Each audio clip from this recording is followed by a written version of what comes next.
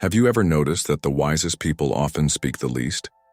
It's not because they lack words, it's because they understand their weight. Truly intelligent people know that some things are better left unsaid, not out of fear, but out of wisdom. Words can build, but they can also destroy, and the sharpest minds choose theirs carefully. Today we're uncovering 7 things an intelligent person never says, not out of deception, but out of self-mastery. If you've said these before, don't worry. Growth is a journey. Stick around because mastering your words might just be the key to mastering your life. I already know that. Ever caught yourself saying, I already know that? It's one of the most deceptive phrases in the world. It makes us feel wise, yet it often reveals the opposite. Why? Because if you truly knew it, you'd be living it. Think about it. How many times have you nodded along to good advice, only to carry on as if you never heard it? We hear wisdom, we acknowledge it, but we don't apply it, and that's the real problem. There's a vast difference between knowing something and living it. I used to be that person. Someone would say, waking up early makes you more productive, and I'd reply, yeah, I know. I'd even give the wise nod as if I had mastered the art of discipline. But what did I actually do? Hit snooze, roll over, and sleep until noon. I knew waking up early was good for me, but I wasn't doing it. I wasn't living it. And that's the trap. Saying, I already know that, becomes a shield. It protects us from the discomfort of change, from the responsibility of action. It's like owning a powerful sports car but never driving it. You admire it, you know its potential, but if you never take it on the road, does it really matter? The moment this hit me was when someone told me, stop checking your phone first thing in the morning, it ruins your focus. My first instinct? Yeah, I know. I had heard it 1,000 times. But then I looked at my life. Why was I always scattered? Why did I feel behind before the day even began? It hit me like a ton of bricks. I wasn't doing the simple things I already knew I should be doing. So I stopped saying, I know, and started applying. I placed my phone out of reach before bed, and suddenly my mornings became clearer. My mind felt sharper. The chaos faded. A tiny shift in action changed everything. I had known the truth for years, but until I actually lived it, nothing changed. And here's a deeper truth. The people who truly know don't need to say it. They live it. Look at the most successful people. Entrepreneurs, athletes, masters of their craft. They don't walk around saying, I already know that. They're too busy doing, they're practicing, failing, adjusting, improving. They don't just talk about wisdom, they embody it. So the next time you catch yourself saying, I already know that, pause. Ask yourself, am I actually living this, or am I just collecting knowledge without using it? Because knowledge, no matter how profound, means nothing without action. It's easy to absorb information, to feel smart for recognizing truth, but the real power lies in application. When I stopped being the I already know guy and started actually doing the things I claimed to understand, everything shifted. Waking up early wasn't just a theory, it became a habit. Eliminating distractions wasn't just good advice, it became a way of life. And that's when true transformation happens. So next time wisdom crosses your path, don't brush it off. Instead of saying, I know, ask yourself, how can I apply this to make my life better? Because real intelligence isn't about how much you know, it's about how much you actually use. That's not fair. How many times have you caught yourself saying, that's not fair? Probably more than you'd like to admit. It's a phrase that feels good in the moment. A way to protest against life's injustices, to shake our fists at the universe and demand balance. But here's the hard truth. Life isn't fair, and it never will be. The sooner you accept that, the sooner you free yourself from the illusion that the world owes you something. When I was younger, I was obsessed with fairness. If someone else got an opportunity I wanted, I'd think, why them? I worked just as hard. If I failed at something, I convinced myself life was rigged against me. I was stuck in this mindset until a mentor looked me in the eye and said, "Stop whining. Fairness is a myth. It stung, but it was the wake-up call I needed. Look at nature. It's not fair. Some animals are born predators, others prey. Some people are born into wealth, others into struggle. Some have talents that come effortlessly, others have to work twice as hard for half the results. That's just reality. Fairness isn't some universal law. It's a human construct, something we cling to because it makes us feel like life should follow our rules. But it doesn't. And here's the real danger of the "that's not fair" mindset. It drains your energy. Every moment you spend complaining about unfairness is a moment you could be using to adapt, grow, and overcome. The most successful people don't waste time crying about what's fair. They don't say, "That's not fair." They say, "What's next? How do I work around this? How do I turn this into my advantage?" Take Michael Jordan. He didn't make his high school varsity basketball team. Was that fair? Maybe not. But instead of sulking, he worked harder than anyone else until he became one of the greatest athletes of all time. Fairness didn't hand him success. His relentless effort did. I had my own moment of realization when I lost out on a promotion I thought I deserved. My first reaction? That's not fair. But after the initial frustration, I asked myself a better question. What can I do about it? Complaining wouldn't change the outcome, so I got to work. I refined my skills, built stronger relationships, and eventually landed an even better position than the one I originally wanted. That never would have happened if I had stayed stuck in resentment. Here's the core Stoic truth. Fairness is irrelevant. Resilience is everything. Life isn't about whether the game is fair. It's about how you play your hand with the cards you've been dealt. You can waste time wishing things were different, or you can use your energy to change what you can control. Your attitude, your effort, your response. That shift in mindset is everything.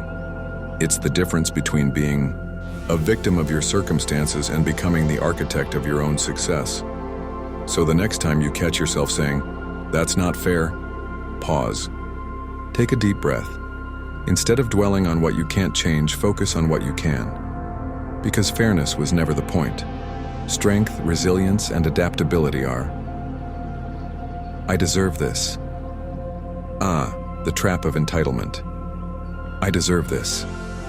It's the phrase we use to justify skipping the gym, indulging in self-pity, or expecting rewards just because we worked hard. It feels good to say, doesn't it? There's comfort in believing the universe owes us something. But here's the truth. Life doesn't operate on a deserve system. There's no cosmic rule that guarantees success just because you put in effort. Life is unpredictable and indifferent to what you think you're owed. And if you cling to the "I deserve this" mindset, you're setting yourself up for frustration. I used to think this way. I've worked hard, so I deserve success. I've been patient, so I deserve a break. But when things didn't go my way, I felt bitter. Then I learned a harsh truth. Deserving something doesn't entitle you to it. The real rewards go to those who take action, stay consistent, and refuse to quit. Think about it. How many people do you know who sit around complaining about what they deserve? I deserve a promotion, they say, while putting in the bare minimum. I deserve love, they claim, while refusing to grow as a person. This mindset becomes an excuse to avoid hard truths. Sometimes you have to work even harder, wait even longer, and face rejection without losing momentum. Ask yourself, do I truly deserve what I'm asking for? Or am I just hoping life will hand it to me? Because here's the reality. The universe doesn't give out participation trophies. You don't get rewarded for wanting something. You get rewarded for showing up, pushing forward, and refusing to quit. I had to learn this firsthand. There was a time when I believed I deserved success. I had put in the hours, sacrificed weekends, but I wasn't getting the opportunities I wanted. Why? Because I wasn't doing more than the bare minimum. Once I realized that, I stopped saying, "I deserve this," and started asking, "What else can I do to earn this?" That shift in mindset changed everything. Here's the deeper lesson. Deserving is passive. Earning is active. When you stop focusing on what you think you deserve and start focusing on what you're willing to work for, you take back control. You stop waiting for life to validate you and start creating your own opportunities. But don't mistake this for undervaluing yourself. There's a difference between entitlement and self-respect. Knowing your worth is essential. It keeps you from settling. But here's the truth. Your worth isn't defined by what you think you deserve. It's defined by what you're willing to do to make things happen. So next time you think, I deserve this, stop. Ask yourself, have I truly earned it? Am I doing everything in my power to make this happen? Because life owes you nothing but when you show up, put in the work, and refuse to quit. Life has a way of rewarding those who earn it, not those who expect it. So don't say, I deserve this. Say, I'm willing to earn this. Because in the end, earned success always feels better than entitled success. I'm too old or I'm too young. This phrase is one of the greatest excuses, a way of convincing yourself that your age, whether too high or too low, is a valid reason to avoid something challenging, exciting, or unfamiliar. But let's be honest. Is it really about age, or is it about fear? Fear of failure, fear of judgment, or maybe even fear of success? Because here's the truth. Age is rarely the real obstacle. Your mindset is, let's start with the I'm too old excuse. Society loves to push the idea that there's an expiration date on ambition, dreams, and new beginnings. But history proves otherwise. Colonel Sanders started KFC in his 60s. Grandma Moses began painting in her late 70s. Morgan Freeman didn't become a household name until his 50s. None of these people let age define their limits. They didn't say, I'm too old for this. They got to work. Experience, wisdom, and perspective. These are the gifts that come with age. And if you're not using them to chase your goals, you're wasting the very things that make you stronger. Now let's talk about the I'm too young excuse. Too often we use this phrase when we feel inexperienced or fear that others won't take us seriously. But here's the thing. Being young is your superpower. It's the time when you can take risks, make mistakes, and bounce back faster than ever. Mark Zuckerberg started Facebook in his early 20s. Malala Yousafzai became a global activist as a teenager. If they had let their age hold them back, the world would have missed out on their brilliance. I've used both of these excuses at different times in my life. When I was younger, I passed up opportunities because I thought I wasn't ready. I'm too young, I'll do it later. But later turned into years of regret.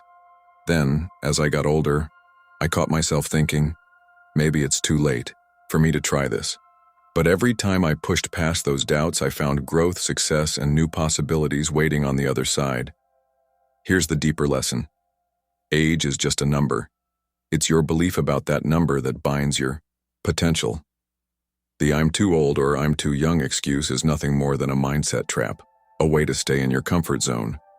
It's easier to blame age than to admit you're afraid of stepping into the unknown. But the unknown is where growth happens. If you think you're too old, ask, am I really out of time? Or am I just afraid to start? If you think you're too young, ask, is it really about age or am I afraid of failing? Once you strip away the excuse, you'll realize age has nothing to do with success. So reframe your mindset.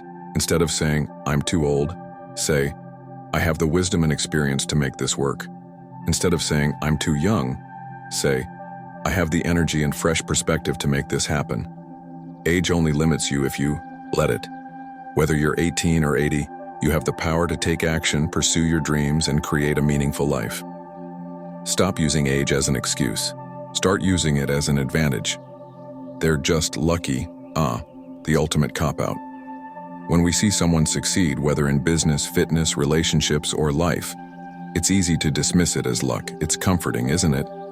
If they're just lucky, then we don't have to face the uncomfortable truth that maybe they worked harder, sacrificed more, or made better choices. But let's be honest, luck is rarely the full story. Think about it. We see the promotion, but not the sleepless nights.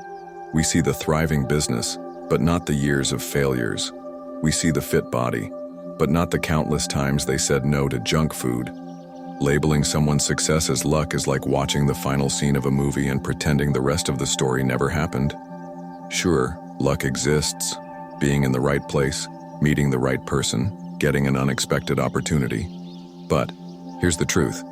Luck only works if you're prepared to seize the opportunity when it comes. Luck isn't stumbling onto a pot of gold. It's showing up every day with a shovel ready to dig, even when you don't know where the treasure is. I used to believe in luck too. I'd look at successful people and think, they must have had it easy. They probably had connections, money, or a magical break. But then I started paying attention. I read their stories, listened to their journeys, and noticed the patterns. Relentless focus, countless failures, and a refusal to quit. Take Bryan Cranston, for example. Before Breaking Bad made him a household name, he spent decades grinding, taking small roles, honing his craft, facing rejection. Was he lucky to land the role of Walter White? Maybe. But without years of preparation, that lucky break would have passed him by. Here's the deeper truth. Calling someone lucky is often a reflection of our own insecurities. It's easier to blame their success on luck than to admit we might not be putting in the work. It's easier to envy their achievements than to confront our own shortcomings. But every time you dismiss someone's success as luck, you rob yourself of the opportunity to learn from them. Instead of saying, they're just lucky, ask, what did they do to get there? What habits, choices, and sacrifices did they make? How can I apply that to my own life? You'll often find that their luck is really a combination of hard work, smart decisions, and persistence. Here's a simple but powerful truth. Start creating your own luck. Put yourself in situations where opportunities can find you. Network, learn new skills, take risks, keep showing up. The more you prepare, the luckier you'll seem to everyone else. So the next time you catch yourself thinking, they're just lucky, stop. Remind yourself, luck might open the door, but hard work is what gets you through it. Instead of envying someone else's success, use it as fuel to create your own. Because at the end of the day, the luckiest people are simply the ones who refuse to give up. That's too risky. The perfect excuse for staying in your comfort zone. Risk is scary, no doubt about it. It's unpredictable, uncomfortable, and comes with the possibility of failure. But let's flip the script for a second. What's the bigger risk? Trying something new and failing, or staying stuck in the same place forever? When we say, that's too risky, what we're really saying is, I'm afraid of the unknown. And that's okay. It's human. But let's be honest, every meaningful accomplishment in life comes with some level of risk. Starting a business, pursuing a relationship, moving to a new city, switching careers. These are all risky moves. But they're also the moves that lead to growth, fulfillment, and a life worth living. I remember a time when I passed up an opportunity because I thought it was too risky. It was a project I had always dreamed of doing, but the fear of failure, losing money, or looking foolish held me back. So I played it safe. And guess what? That safe decision haunted me. Not because I failed, but because I never even tried. I realized that playing it safe was the riskiest move of all. It cost me time, growth, and the chance to see what I was truly capable of. Here's the thing about risk. It's unavoidable. Even staying in your comfort zone carries risks, stagnation, regret, and missed opportunities.